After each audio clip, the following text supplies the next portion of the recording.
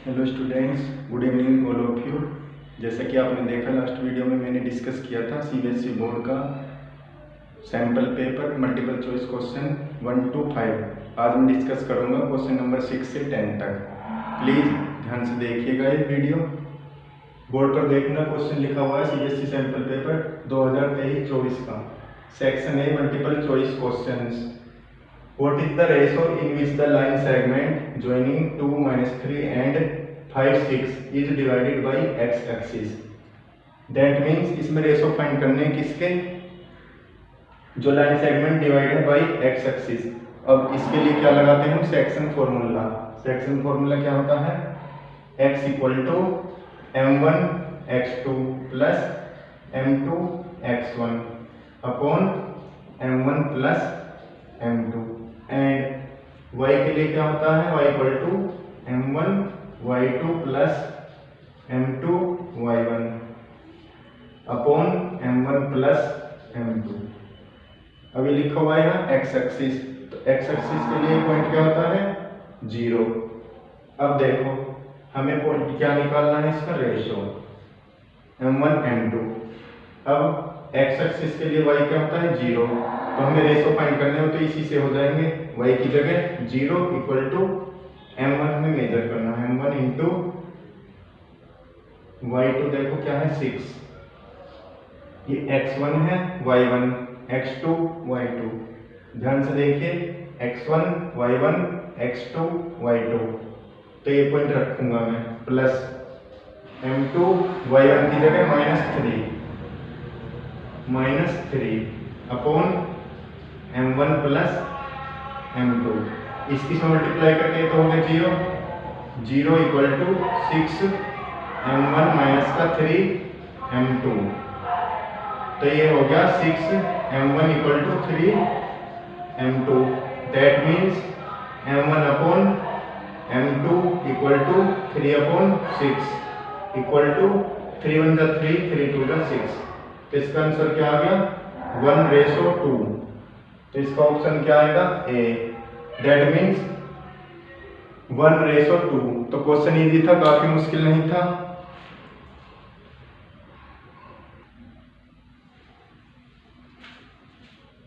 Next है देखो question number 6। A point xy is at a distance of 5 units from the origin. How many such points lie in the third quadrant? That means इसने लिखा है point xy at a distance of 5 units। कोई point है xy, वो 5 unit distance है कहाँ से, origin से। अब देखो सपोज करो ये सर्किल है, ये क्या है इसका ओरिजिन, ये है इसके क्या है क्वाड्रेंट। ध्यान से देखिए जाए, फर्स्ट क्वाड्रेंट है, सेकंड थर्ड फोर्थ। सपोज करो यहाँ कोई पॉइंट है P, इसके पॉइंट क्या है एक्स वाई, तो ये डिस्टेंस कितनी है 5 यूनिट्स। तो इसने पूछा है कि how many such points lie in third quadrant, यानी थर्ड क्वाड्रेंट में ऐसे कितने पॉइंट्स होंगे। अब देखो ये क्या होता है, first quadrant second third fourth, तो ये भी तो यहाँ से यहाँ तक रेडियस है ओरिजिन से, ये वाली, ये भी 5 होगी क्योंकि इक्वल डिस्टेंस होगी रेडियस की, सेंटर से यहाँ से ओरिजिन से। ये भी ये भी ये भी ये भी, तो ऐसे न जाने कितने पॉइंट्स आ जाएंगे। तो इसमें आंसर में देखो 0 1 2 इनफाइनाइटली मैनी, तो ऐसे पॉइंट कितने होंगे, इनफाइनाइट, क्योंकि ओरिजिन से 5 डिस्टेंस तो हर जगह 5 5 आएगी।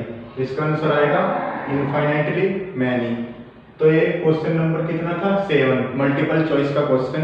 अभी मैं डिस्कस करूंगा question number 8।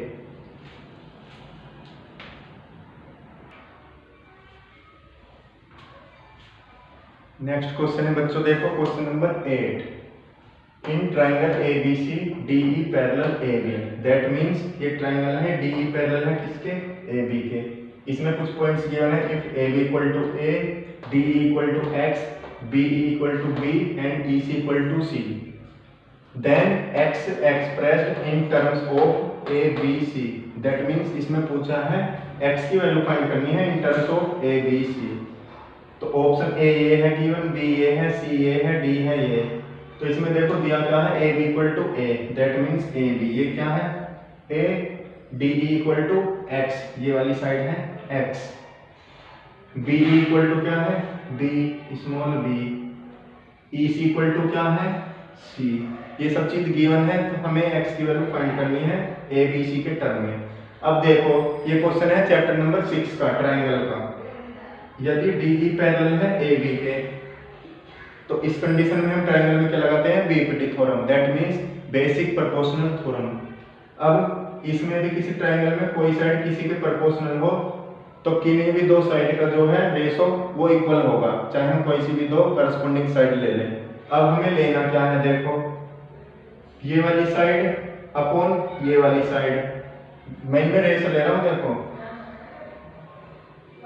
EC upon DE, मतलब ये वाली साइड इसके पैरेलल है, देखो ये गिवन है, तो this one upon this one, that means EC upon DE equal to, अब ये पूरी साइड ले लो, देखो BC ले सकता हूं मैं, ratio equal BC upon AB, corresponding side के रेशो इक्वल होते हैं बेसिक प्रोपोर्शनल थ्योरम के अकॉर्डिंग। तो ये वाली रेशो अपॉन इस वाली का रेशो इक्वल होगा इसका रेशो अपॉन इसका रेशो, बस इनकी वैल्यू रख दीजिए। अब EC इक्वल टू कितना है C, DE कितना है X इक्वल टू BC कितना है, देखो ये रहा B से C तक की डिस्टेंस B प्लस C, भाई BC equal to BE plus EC, तो B प्लस C ना हो गया B plus C upon AB कितना है A, ये रहा, बस इसको फाइंड कर लो। तो x तो यहां जा रहा है, देखो x इक्वल टू A की मल्टीप्लाई C में AC अपॉन ये B प्लस C, नीचे आ गया डिनोमिनेटर में B प्लस C, तो x की वैल्यू क्या आ गई इन टर्मों पे BC AC upon B plus C, तो कौन सा है ऑप्शन ये वाला AC upon B plus C। Next question देखेंगे अभी।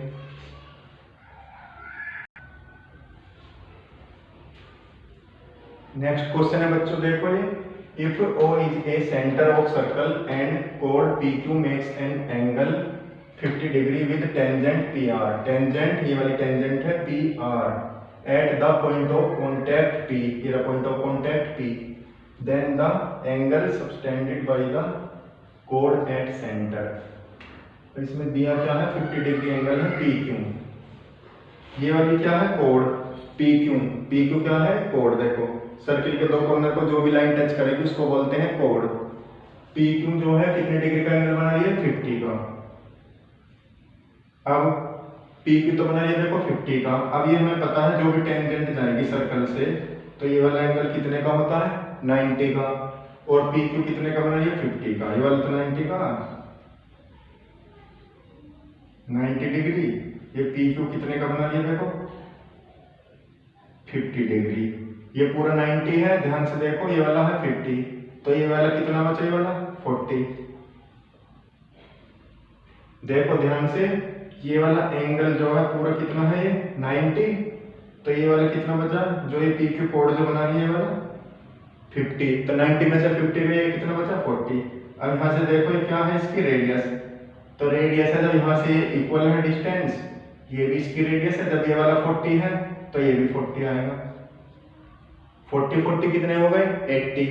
अब हमें पता है the sum of interior angle of a triangle. अब देखो ये ट्रायंगल बन रहा है ये वाला, ये बन रहा है ये वाला, तो तीनों ट्रायंगल की साइड का सम कितना होता है 180, सॉरी एंगल का सम 180, तो 40 80 तो ये हो गया, कितना बचा 100। तो इसने पूछा है द कोड है angle then the angle subtended by the कोड एट सेंटर, तो ये सेंटर पर कोड जो कितने का एंगल बनाएंगे 100 का, दैट मींस इसका आंसर होगा बी 100।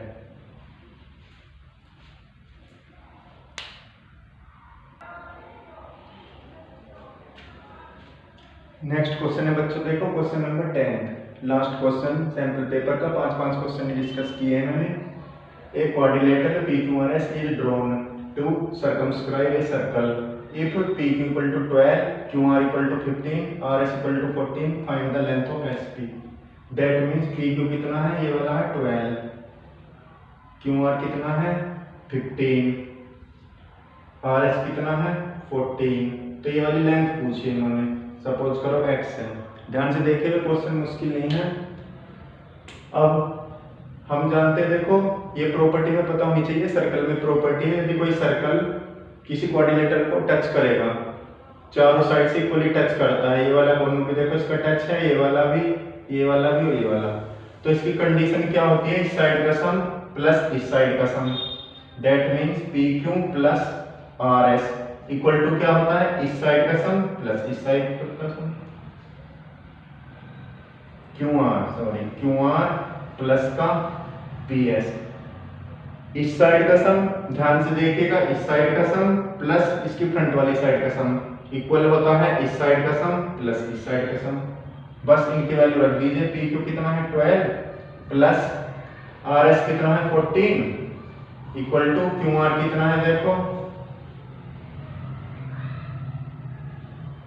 15 प्लस का PS कितना हमने x मान लिया, 12 और 14 कितने होते हैं 26 equal to 15 plus x, that means 26 minus 15 equal to x। तो x की वैल्यू क्या आ गई, 26 में से 15 गए 11, तो x की वैल्यू क्या आएगी 11। ये वाला क्वेश्चन है।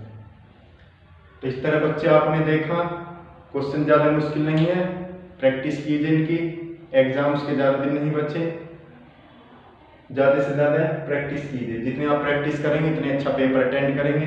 Thanks for watching.